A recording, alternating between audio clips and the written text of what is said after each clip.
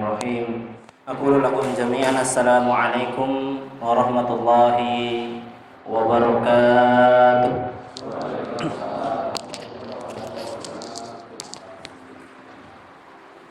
Alhamdulillahi rabbil alamin. Wa bihi nasta'inu wa ala umurid dunya waddin. Wassalatu wassalamu ala nabiyyina Muhammad sallallahu alaihi wasallam wa ala alihi wa ashabihi wa man da'a bi sunnatihi wa man haja bi manhajihi ila qiyamis saa'ah. Asyhadu an la ilaha illallah wahdahu la syarika lah wa nashhadu anna Muhammadan abduhu wa rasuluh la nabiyya wa la rasula ba'da. Allah Rabbuna tabaraka wa ta'ala qad qala fi kitabihil karim. A'udzu billahi minasy syaithanir rajim. Bismillahirrahmanirrahim. Ya ayyuhalladzina amanu taqullaha haqqa tuqatih wa la tamutunna illa wa antum muslimun. Wa qala Rasulullah sallallahu alaihi wasallam, ittaqillaha haitsu ma kunta wa atbi'is sayyi'atal hasanata tambuha wa khaliqin nas bi khuluqin hasanin.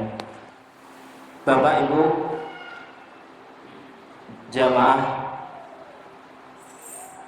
pengajian rutin Yayasan Al-Islam Sine rahimani wa rahimakumullah ta'ala. Alhamdulillah, segala puji bagi Allah Subhanahu wa ta'ala yang sampai saat ini Allah Subhanahu wa ta'ala masih memberikan kepada kita semua, khususnya yang ada di sini, Allah Subhanahu wa ta'ala berikan banyak sekali kenikmatan. Di antaranya Allah Subhanahu wa ta'ala mampukan kita bersama-sama untuk menghadiri suatu kesempatan yang sangat mulia, untuk menghadiri salah satu taman dari taman-tamannya Allah Subhanahu wa ta'ala, Raudhatun min riyadil jannah, yaitu taman dari taman-taman surganya Allah Subhanahu wa ta'ala, yaitu wadah atau tempat berthalabul ilmi, atau tempat belajar ilmu Allah Subhanahu wa ta'ala. Sehingga dengan kita hadir di tempat ini dengan niat sama-sama belajar ilmunya Allah Subhanahu wa ta'ala, kelak Allah Subhanahu wa ta'ala jadikan kita hamba-hambanya yang pandai dalam bersyukur, hamba-hambanya yang nanti Allah kelak tempatkan kita juga di taman surganya Allah Subhanahu wa ta'ala. Amin ya rabbal alamin. Salawat dan salam marilah kita panjatkan pada junjungan kita, suri tauladan kita, Nabi Muhammad sallallahu alaihi wasallam, para keluarganya dan kepada para sahabatnya dan para pengikutnya yang senantiasa mengikuti langkah beliau hingga akhir zaman kelak. Dan semoga Allah Subhanahu wa ta'ala meridhoi kita semua umatnya Rasulullah sallallahu alaihi wasallam untuk mendapatkan syafaatnya di akhirat kelak. Amin ya rabbal alamin. Jamaah yang dirahmati Allah, sebuah kemuliaan, sebuah kesempatan yang Allah berikan kepada kita, khususnya yang ada di sini. Allah mampukan kita untuk bisa menghadiri majelis ilmu, untuk mampu menghadiri tempat kita belajar ilmu Allah Subhanahu wa ta'ala. Karena sebagaimana Rasulullah sallallahu alaihi wasallam mengajarkan kepada kita di dalam sebuah hadisnya yang diriwayatkan oleh Imam Bukhari, Rasulullah sallallahu alaihi wasallam bersabda, "Wa majtama'a qaumun fi buyutin min buyutillah yatluna kitaballah wa yatadarasuna bainahum illa nazalat alaihimus sakinah wa ghasyiyatuhumur rahmah wa khafathumul malaikah wa dzakarahumullahu fima indah." Bapak Ibu yang dirahmati Allah, Rasulullah SAW bersabda, keistimewaan kita yang hadir di majelis ilmu, keistimewaan umatnya Rasulullah yang terus belajar ilmu-ilmunya Allah, terus mengamalkan apa yang diajarkan oleh Rasulullah SAW, sampai beliau bersabda, majtama'a qaumun wa majtama'a qaumun, tidaklah suatu kaum fi buyutin min buyutillah, itu datang atau berkumpul di sebuah rumah, fi buyutin min buyutillah, dari rumah-rumahnya Allah Subhanahu wa taala. Maka Bapak Ibu yang dirahmati Allah, kenapa di dalam hadis ini Rasulullah SAW menyebutkan fi buyutin min buyutillah, salah satu rumah atau salah satu tempat yang dimana dijadikan di dalamnya, yang dimana di dalamnya untuk diperuntukkan untuk belajar ilmunya Allah, maka tempat itulah dikategorikan sebagai buyutillah, sebagai rumahnya Allah Subhanahu wa taala. Yang kita tahu kata-kata buyutillah atau baitullah itu sering dinisbatkan dengan tempat-tempat yang mulia, yaitu tempat yang di dalamnya untuk beribadah kepada Allah Subhanahu wa taala, atau masjid-masjidnya Allah Subhanahu wa taala, atau musolah-musolahnya Allah. Bahkan sebagian pendapat para ulama, setiap tempat yang ada di bumi ini itu dijadikan suci oleh Allah Subhanahu wa taala. Sebagaimana Rasulullah SAW bersabda, wa ju'ilal ardu masjidan wa tahuran, yang artinya, dan Allah jadikan segala yang ada di muka bumi ini, tanahnya, suci dan juga bisa digunakan untuk beribadah kepada Allah Subhanahu wa taala. Tentunya di sana ada tafsil atau perincian tempat-tempat yang mungkin dikategorikan tempatnya najis, maka tidak boleh tentunya digunakan untuk beribadah kepada Allah Subhanahu wa taala. Maka kembali ke tentang hadis tadi, tentang rumah yang disebutkan di dalam hadis tadi, ketika kita menghadiri sebuah tempat ilmu, entah itu di masjid, entah itu di kelas, entah itu di aula ataupun di rumah-rumah kita, maka Allah jadikan, Allah turunkan keistimewaan dan kemuliaan untuk tempat yang kita jadikan untuk belajar ilmunya Allah Subhanahu wa taala. Yatluna kitab Allah, dan di dalam tempat itu, di dalam rumah itu, yatluna kitab Allah, di dalamnya dibacakan, yatluna dibacakan kitab Allah, dalil-dalil atau apa yang bersumber dari kitabnya Allah Subhanahu wa taala. Bahkan sebuah rumah, sebuah tempat, sebuah masjid yang di dalamnya dijadikan tempat membaca Al-Qur'an saja, jika kita sampai ke potongan hadis ini, itu sudah Allah turunkan kemuliaan, Allah berikan keutamaan untuk tempat tersebut. Maka hadis tidak cukup sampai di sini hadisnya, wa yatadarasuna,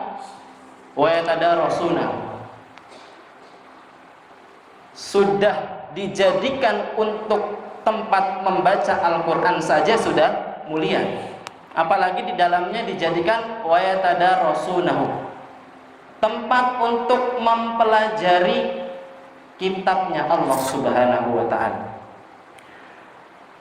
Illa, kata Allah Subhanahu wa taala, maka Allah Subhanahu wa taala akan nazalat alaihimus sakinah.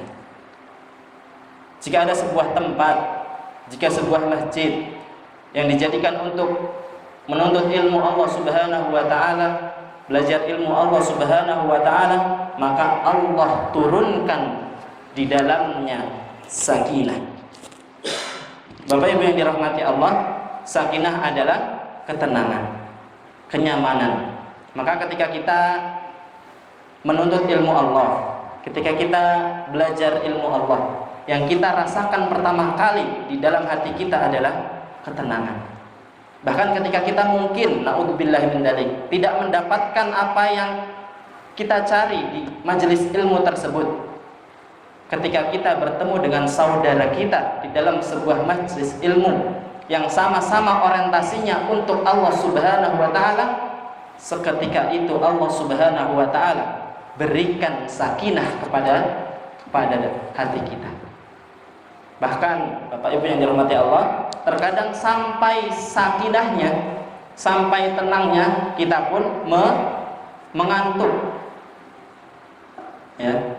Kita pun mengantuk. Maka ketika Jumatan misalkan, di sana sebuah masjid yang dijadikan untuk sholat Jumat, kemudian disampaikan ayat-ayat Allah, disampaikan khutbah, maka turunlah sakinah yang sangat banyak di masjid tersebut, sampai banyak yang tenang atau banyak yang ngantuk.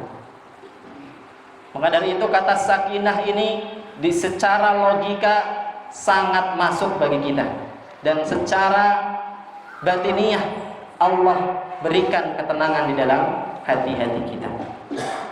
Bapak Ibu yang dirahmati Allah, kemudian Allah Subhanahu wa taala selain menurunkan ketenangan di dalam hati kita, Allah Subhanahu wa taala wa ghasyiyatuhumur rahmah, dan Allah Subhanahu wa taala menaungi rahmat untuk kita. Yang maknanya adalah ketika kita mendatangi majelis ilmu, hadir di dalamnya dengan niat belajar untuk Allah Subhanahu wa taala, maka Allah berikan kasih sayangnya kepada kita.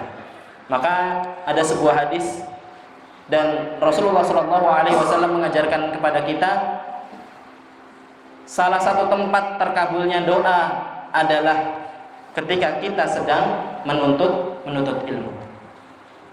Bagaimana tidak, kita bisa melihat dengan dari hadis ini, Allah Subhanahu wa taala menurunkan kasih sayangnya kepada kita, sehingga ketika kita meminta sesuatu kepada Allah, maka insya Allah Allah akan lebih mudahkan kita mendapatkannya. Jamaah yang dirahmati Allah, kemudian selanjutnya Allah Subhanahu wa taala juga menyampaikan lewat Rasulnya, wa khaffathumul malaikah, dan juga di sebuah majelis ilmu Allah Subhanahu wa taala menurunkan para malaikatnya untuk hadir di sekelilingnya. Maka ketika kita hadir pada hari ini, misalkan melihat teman-teman kita sedikit, tidak sebanyak hari-hari sebelumnya, maka sesungguhnya ada makhluk-makhluk lain yang Allah hadirkan untuk kita, yaitu salah satunya adalah makhluk yang Allah ciptakan sebagai hamba yang tidak punya dosa, yaitu para malaikat. Sama ketika kita, kata Rasulullah SAW, mendoakan saudara kita, maka kata Rasulullah SAW, barang siapa yang mendoakan kebaikan untuk saudaranya, maka seketika itu malaikat memintakan doa yang semisal dengannya kepada Allah Subhanahu wa taala. Maka jika rahmat diturunkan di majelis ilmu, kemudian kita berdoa untuk kebaikan kita, untuk kebaikan saudara kita, kemudian dihadiri oleh para malaikat, maka kesimpulannya mustajabnya doa, terkabulnya doa itu sangat lebih mudah. Bapak Ibu yang dirahmati Allah, kemudian Allah Subhanahu wa taala tidak cukup memuliakan kita dari personal kita, atau karena kita hadir di majelis ilmu kemudian Allah menurunkan ketenangan untuk pribadi kita, Allah menjadikan kasih sayangnya untuk kita, dan Allah juga temani kita dengan dihadirkannya para malaikat. Allah juga wa dzakarahumullahu fima indah, Allah menyebut orang-orang yang hadir di majelis ilmu di antara para hamba-hambanya. Maknanya ketika kita menghadiri majelis ilmu, Allah banggakan kita di antara hamba-hamba yang lain. Dan maknanya Allah berikan pahala yang besar di sisi Allah Subhanahu wa taala. Jamaah yang dirahmati Allah, maka tentunya sangat bersyukur bagi kita ketika kita mampu dan dimampukan oleh Allah Subhanahu wa taala untuk menghadiri majelis ilmu. Rasulullah sallallahu alaihi wasallam bersabda, suatu hari salah satu sahabatnya pernah membaca surat Al-Kahfi di sebuah masjid. Kemudian tanpa disadari jamaah atau sahabat ini dihadirkan atau ditemani di belakangnya 2 ekor kuda. Yang 2 ekor kuda ini tidak berdiri, namun menyungkurkan badannya. Setelah selesai membaca surat Al-Kahfi, maka sahabat ini bangkit dari duduknya. Kemudian seketika itu kuda yang berada di belakangnya langsung pergi. Maka kejadian ini dilaporkan oleh sahabat tadi kepada Rasulullah SAW. Maka kata Rasulullah SAW, sesungguhnya kuda tadi menemani kamu ketika kamu sedang membaca ayat-ayat Allah. Dan kuda tadi mendapatkan ketenangan yang diturunkan oleh Allah Subhanahu wa taala. Maka ketika kamu usai atau telah selesai membaca ayat-ayat Allah dari surat Al-Kahfi tadi, maka kuda itu pun bersegera untuk pergi. Itu seekor kuda. Apalagi kita, hambanya Allah Subhanahu wa taala, yang seharusnya kita juga mendapatkan ketenangan dari Allah Subhanahu wa taala. Jemaah yang dirahmati Allah, kemudian Allah Subhanahu wa taala juga berfirman kepada kita di dalam surat Al-A'raf, inna rahmatallah qaribum minal muhsinin. Sesungguhnya rahmat Allah, kasih sayang Allah itu sangat dekat dengan orang-orang yang muhsin, dengan orang-orang yang baik. Maka ketika kita tentunya menghadiri majelis ilmu, belajar ilmunya Allah, maka insya Allah kita termasuk dikategorikan hamba-hamba Allah yang baik. Bapak Ibu yang dirahmati Allah, maka kembali kepada kita, hambanya Allah Subhanahu wa taala, juga umatnya Rasulullah SAW, juga anaknya Nabi kita Adam alaihi salam, yang diciptakan oleh Allah Subhanahu wa taala dengan fitrah yang sangat banyak, dengan fitrah yang Allah sebutkan sangat banyak di dalam kitabnya. Fitrah-fitrah manusia itu rata-rata menggambarkan tentang sifat-sifat yang buruk. Fitrah manusia digambarkan oleh Allah Subhanahu wa taala di beberapa ayatnya. Allah Subhanahu wa taala menggambarkan fitrah manusia. Yang pertama yaitu pelupa. Sebagaimana Allah Subhanahu wa taala terangkan di dalam firman-Nya di dalam surat Az-Zumar ayat yang ke-8, Allah Subhanahu wa taala berfirman, wa idza massal insan durra da'ana rabbahu muniban ilaihi summa idza hawalahu ni'matahu minhu nasiyan ma kana yad'u ilaihi min qabl. Allah Subhanahu wa taala berfirman, dan apabila manusia ditimpa ujian atau bencana oleh Allah Subhanahu wa taala, kemudian dia memohon kepada Allah Subhanahu wa taala sebuah pertolongan, kemudian Allah Subhanahu wa taala berikan pertolongan kepada manusia atau kepadanya, maka ketika dia sudah tidak lagi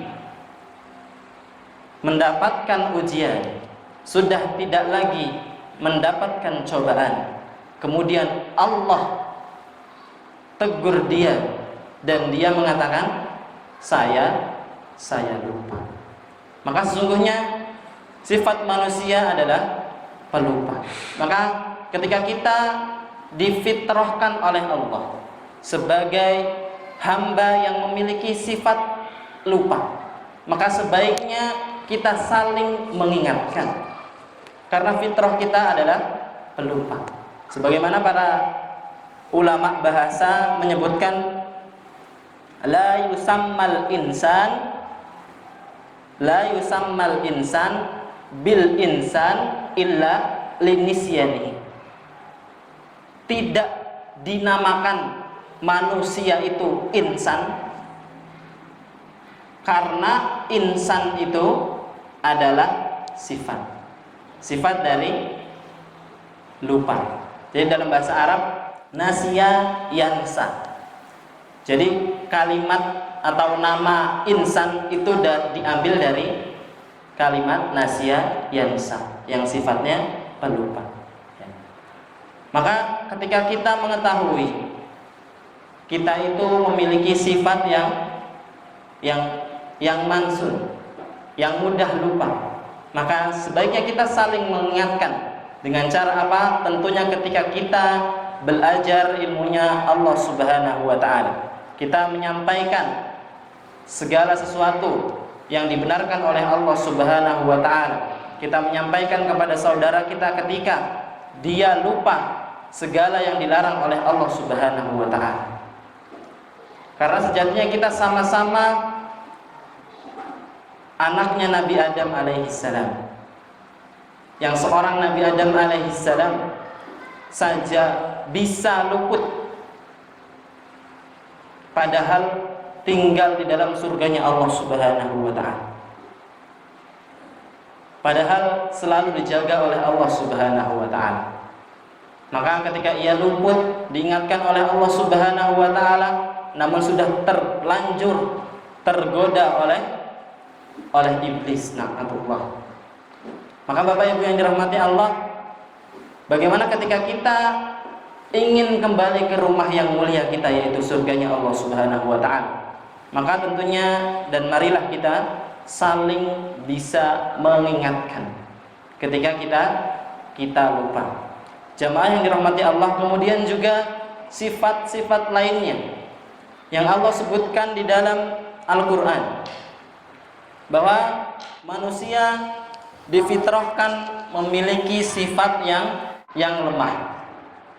Sebagaimana Allah Subhanahu wa ta'ala sebutkan di dalam surat An-Nisa ayat yang ke-28, Khuliqal insanu dha'ifa.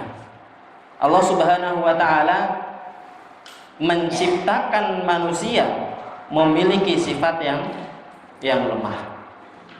Maka Allah Subhanahu wa ta'ala juga mengkategorikan, Allah Subhanahu wa ta'ala juga mengajarkan kepada kita, sesungguhnya hamba yang paling baik di sisi Allah bukanlah hamba yang paling kuat. Karena sesungguhnya Allah Subhanahu wa ta'ala menciptakan manusia itu bersifat lemah. Dan hamba yang terbaik di sisi Allah Subhanahu wa ta'ala adalah inna akramakum indallahi atqakum. Sungguhnya hamba yang paling baik di sisi Allah adalah, hamba yang paling mulia di sisi Allah adalah yang paling baik ketakwaannya kepada Allah Subhanahu wa ta'ala. Sebuah pelajaran yang kita bisa tengok dari kisahnya Nabi kita Sulaiman alaihissalam, yang Allah Subhanahu wa ta'ala berikan banyak sekali kemampuan kepada Nabi Sulaiman alaihissalam.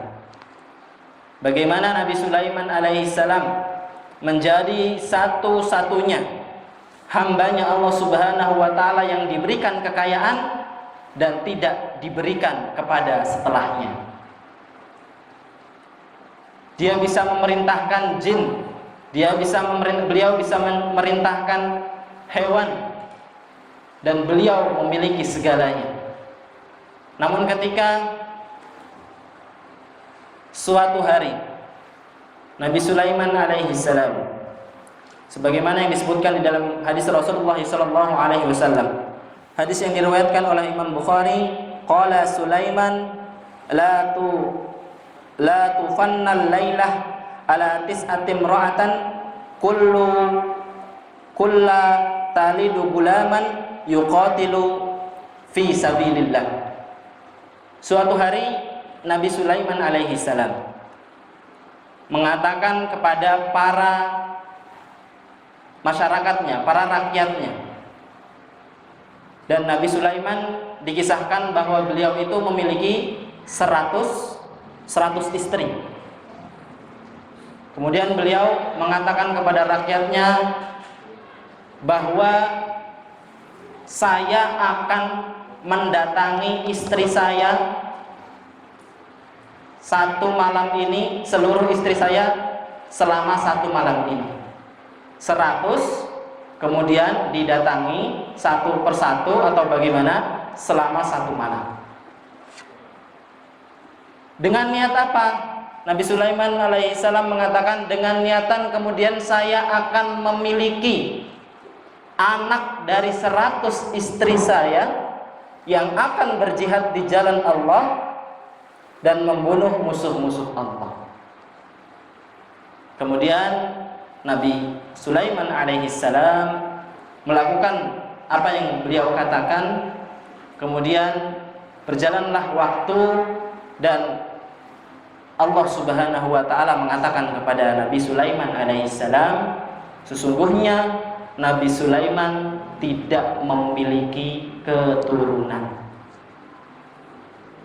Maka di dalam hadis ini salah satu hadis dari Rasulullah SAW di lanjutan hadisnya, seandainya, yang artinya seandainya Nabi Sulaiman alaihissalam mengucapkan apa yang dia niatkan dengan mengucapkan insya Allah di akhirnya, maka terjadilah keinginan yang diinginkan. Hadis riwayat Bukhari. Maka sekuat-kuatnya Nabi Sulaiman yang Allah berikan banyak keutamaan, bahkan banyak istri yang diniatkan dengan menggauli istrinya, mendatangi istrinya, kemudian memiliki anak yang banyak, kemudian untuk berjuang untuk agamanya Allah Subhanahu wa taala, namun beliau lupa tidak menyertakan insya Allah dengan niat baiknya. Maka kembalilah ke fitrahnya manusia, memiliki sifat lupa, kemudian memiliki sifat yang lemah. Jika dilogikakan, maka seharusnya dari 100 istri paling enggak akan melahirkan beberapa puluh anak.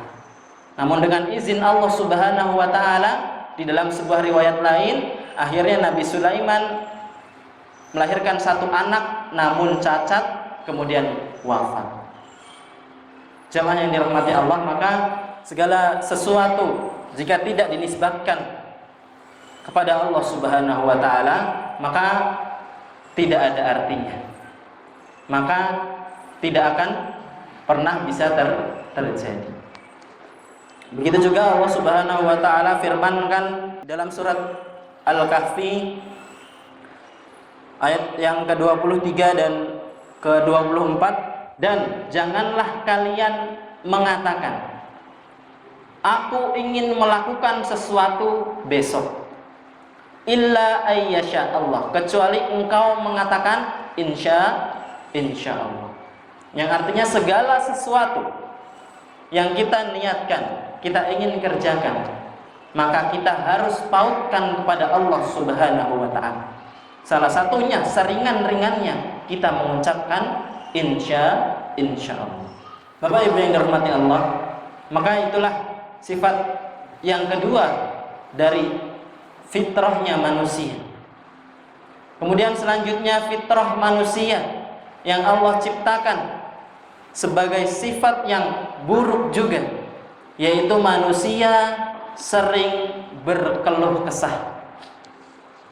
Sebagaimana Allah Subhanahu wa taala berfirman di dalam surat Al-Ma'arij ayat yang ke-19 sampai ayat yang ke-21. Allah Subhanahu wa taala berfirman, "Innal insana khuliqa halu'a." Sesungguhnya manusia khuliqa halu'a, diciptakan oleh Allah Subhanahu wa taala halu'a, memiliki sifat yang berkeluh kesah. Idza massahu syarru jazua, ketika ia ditimpa kesusahan maka ia berkeluh kesah. Wa idza massahul khairu manua, dan ketika ia diberikan sebuah kenikmatan atau sebuah kebaikan, manua, ia pelit atau dia kikir. Ia memperhitungkan nikmat-nikmatnya Allah Subhanahu wa ta'ala. Maka fitrah buruk ini bagaimana kita sebagai hambanya Allah Subhanahu wa ta'ala menyikapinya, bagaimana kita menghindarinya. Semoga Allah Subhanahu wa ta'ala menghindarkan kita dari sifat-sifat tersebut. Namun uniknya jamaah sekalian dirahmati Allah, beberapa ayat yang menerangkan tentang sifat-sifat manusia yang buruk tadi, Allah selalu berikan ayat-ayat setelahnya sebagai solusinya. Maka di lanjutan ayat di dalam surat Al-Ma'arij tadi, di ayat yang ke-23, illa al-musallin, sesungguhnya hamba-hambanya Allah Subhanahu wa ta'ala, sesungguhnya manusia itu yang diciptakan dengan sifat buruk tadi, keluh kesah, kemudian ketika memiliki kenikmatan dia pelit, illa al-musallin, kecuali hamba-hambanya Allah yang musallin, yang senantiasa mendirikan sholat untuk Allah Subhanahu wa ta'ala. Ketika kita mendirikan sholat, kemudian kita beribadah kepada Allah Subhanahu wa ta'ala, inna sholata tanha anil fahsya'i wal munkar. Maka ketika kita sholat, maka Allah Subhanahu wa ta'ala akan hindari kita dari sifat-sifat jahat kita, dari sifat-sifat yang fitrahnya, ternyata manusia sifat fitrahnya banyak yang buruk. Maka Allah akan jauhkan sifat-sifat tadi. Bapak Ibu yang dirahmati Allah, maka Allah Subhanahu wa ta'ala juga memberikan saran selain salat. Allah Subhanahu wa ta'ala meneruskan di ayat setelahnya, walladzina fi amwalihim haqqum ma'lum, dan ketika mereka hambaku, kata Allah Subhanahu wa ta'ala, yang mereka salat, maka mereka tidak, maknanya mereka tidak akan berkeluh kesah. Kemudian hamba-hambaku yang ketika diberikan oleh Allah Subhanahu wa ta'ala sebuah kelapangan rezeki, sebuah kebaikan, sebuah kenikmatan, mereka tidak akan pelit ketika mereka walladzina fi amwalihim haqqum ma'lum, menjadikan harta yang diberikan oleh Allah Subhanahu wa ta'ala ditempatkan sesuai tempatnya. Yang jatahnya sedekah disedekahkan, yang jatahnya zakat dizakatkan. Maka ketika harta kita, ketika kenikmatan dari Allah Subhanahu wa ta'ala yang hari ini sering kita hitung-hitung hanya dengan materi saja, kemudian itu kita tempatkan sesuai tempatnya, kita insya Allah terhindar dari sifat yang dinamakan manua, kikir atau pelit ketika mendapatkan sebuah kenikmatan. Kemudian Allah Subhanahu wa ta'ala juga memberikan salah satu solusi untuk kita terhindar dari sifat-sifat yang Allah fitrahkan kepada kita, atau sifat-sifat buruk yang difitrahkan kepada manusia, yaitu di dalam surat Fatir ayat 29 Allah Subhanahu wa ta'ala berfirman, walladzina yatluna kitaballah, dan orang-orang yang senantiasa yatluna kitaballah, hamba-hamba Allah Subhanahu wa taala yang senantiasa membaca kitabnya Allah Subhanahu wa taala. Kita mengetahui Bapak Ibu yang dirahmati Allah, ketika kita membaca satu huruf saja dari kitabnya Allah Subhanahu wa taala, maka 10 kebaikan yang kita dapatkan. Maka di sini dikatakan oleh Allah Subhanahu wa taala baru yatluna, baru membacanya saja, belum mentadaburinya, belum mentadarusinya, belum mentafsirkannya dan lain sebagainya. Ketika kita sudah mampu dan dimampukan oleh Allah Subhanahu wa taala membaca kitabnya Allah, satu huruf saja Allah berikan kebaikan, apalagi seterusnya. Apalagi ketika kita membacanya di dalam bulan-bulan yang Allah jadikan lipatan pahala-pahala di dalamnya, bulan-bulan haram, yang pada kali ini kita masih ada di dalam bulan haram, maka Allah akan lipatkan terus pahala untuk kita. Jamaah yang dirahmati Allah, kemudian Allah lanjutkan solusinya. Selain kita membaca kitabnya Allah Subhanahu wa taala, wa aqamas shalah, dan kita mendirikan salat. Mendirikan salat untuk pribadi kita dan juga untuk orang lain atau untuk keluarga kita. Maknanya orang yang mendirikan salat kata para ulama adalah yang mereka tidak salat hanya untuk dirinya. Ketika ia menemui saudaranya belum melakukan sholat, maka diajak sholat olehnya, maka sesungguhnya hamba ini dikategorikan menjadi orang yang mendirikan sholat. Wa aqamus sholat wa anfaqu sirra wa alaniyah. Kemudian dia senantiasa menginfakkan hartanya secara sembunyi-sembunyi maupun secara terang-terangan. Maka ketika kita kembali kepada yatluna kitaballah, ketika kita baca Quran saja, mungkin kita malu secara terang-terangan, kita malu secara jahar. Maka ketika kita membacanya dengan lirih, dengan pelan-pelan, namun kita lebih menghayati, kemudian kita juga lebih mentadaburi karena Allah Subhanahu wa taala, maka sesungguhnya amalan tersebut juga mulia bagi kita. Sebagaimana yang disampaikan oleh sahabat Ibnu Abbas radhiyallahu anhu, barang siapa yang membaca Al-Qur'an walaupun sekejap, kemudian ia mentadaburinya untuk Allah Subhanahu wa taala, maka lebih baik baginya daripada sholat semalam suntuk. Dari perkataan ini kita juga bisa mengambil makna bahwasanya al-ilmu qoblal qaul wal amal. Maka sesungguhnya ketika kita berilmu, kita akan selamat sebelum kita berkata dan kita melaksanakan ibadah kepada Allah Subhanahu wa taala. Maka tidak ada alasan bagi kita ketika kita malu membaca Al-Quran karena kita masih terbata-bata. Kita telah pelajari bersama bahwa ketika kita terbata-bata, Allah berikan 2 pahala untuk mereka yang masih terbata-bata membaca Al-Quran. Wa aqamas shalah, sama ketika kita sholat, yang hari ini naudzubillah mungkin masih banyak yang malu-malu sholat, takutnya sholat dibilang sok suci misalkan, atau lain sebagainya.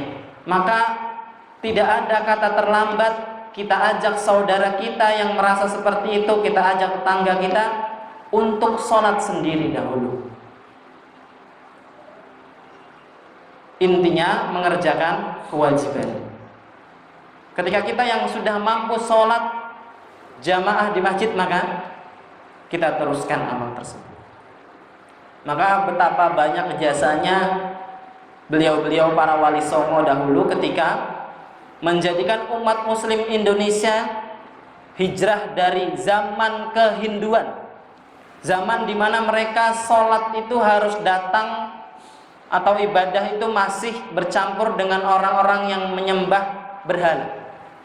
Maka diajaklah oleh para wali songo bagaimana mereka mampu sholat walaupun sendiri dahulu, khususnya untuk laki-laki. Maka di dalam 4 madhab kita mengetahui sesungguhnya hukum sholat jamaah yang difatwakan oleh imam-imam madhab kita, beliau-beliau menghukumi hukumnya sunnah muakkadah. Bahkan ada para ulama yang menghukumi sholat jamaah itu fardu kifayah. Jika sebagian kaum sudah melaksanakannya, sebagiannya tidak perlu melaksanakan. Maknanya madhab atau pendapat ini tentunya harus ada tafsilnya, harus ada perinciannya.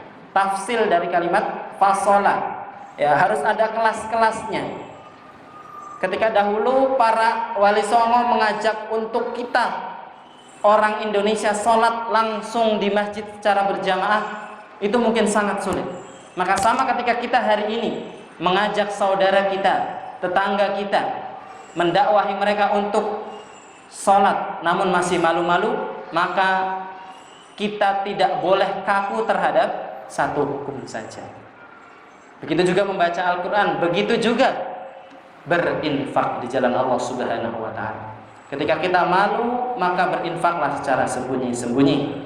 Ketika kita berani, maka berinfaklah secara terang-terangan dengan niatan orang lain atau saudara kita ikut juga berinfak dengan kita.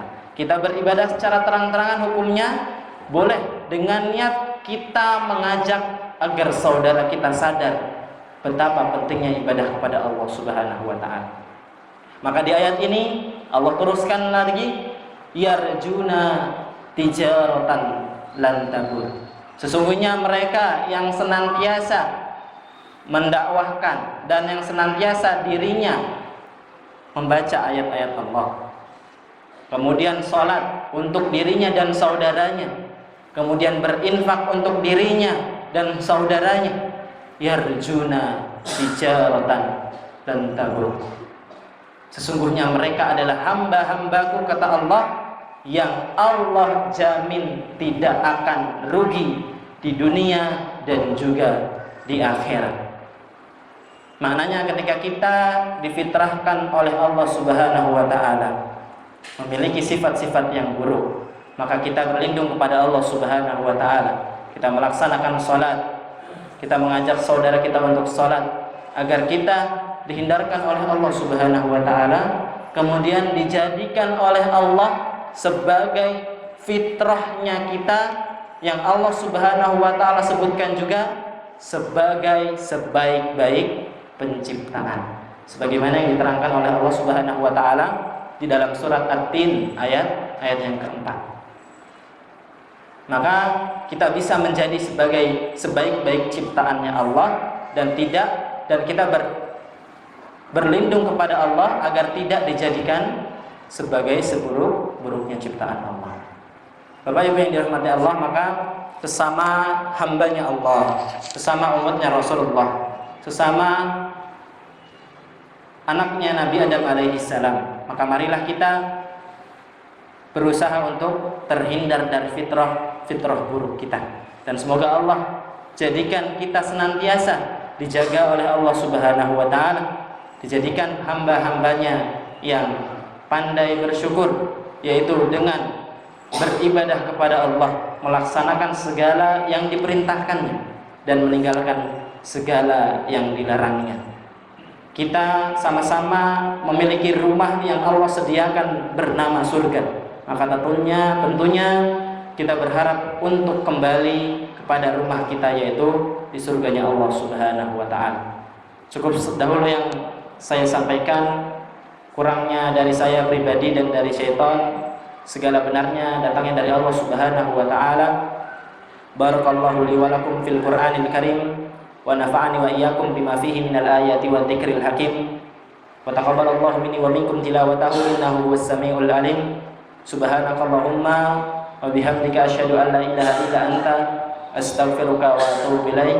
Assalamu alaikum warahmatullahi wabarakatuh.